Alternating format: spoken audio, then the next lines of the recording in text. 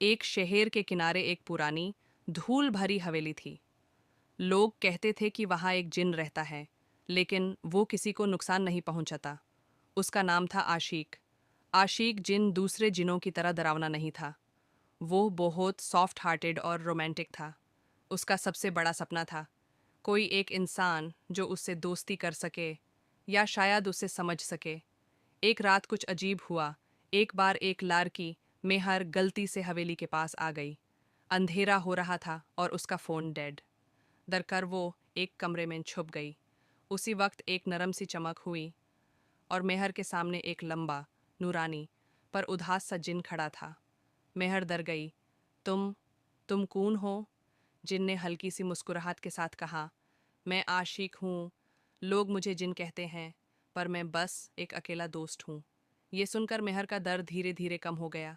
जिनसे बात करते हुए मेहर को पता चला कि आशिक जिन इंसानों की मदद करता था, चुप चुप कर।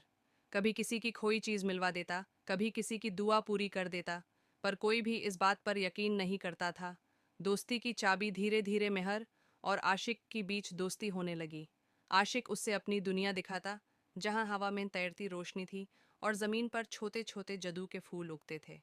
मेहर उससे इंसानों की दुनिया के बारे में बताती, चाय की तपरी, स्कूल की गॉसिप और घर की हमेशा प्यारी पर थोड़ी सी इरिटेट करने वाली माँ। पर एक प्रॉब्लम थी, जिनकी दुनिया और इंसानों की दुनिया हमेशा एक साथ नहीं रह सकती। आशिक के पास सिर्फ एक ही दिन था मेहर के साथ रहने का, फिर उसे अपने जिन्नत के आलम में वापस जाना था।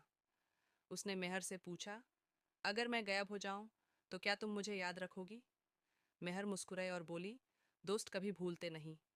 तुम चाहे जहां रहो, याद हमारी साथ चलती है। और फिर सुबह की रोशनी के साथ आशिक धुंध बनकर हवा में खो गया। मेहर ने सिर्फ इतना महसूस किया जैसे कोई हल्का सा ठंडा झोंका उसके गाल को छूकर चला गया हो। हवेली फिर से खामोश हो गई, मगर उस दिन से मेहर को कभी अंधेरा डरावना नहीं लगा, क्योंकि वो जानती थी कहीं ना कहीं एक आशिक जीन अब भी उसकी हिफाजत कर रहा है।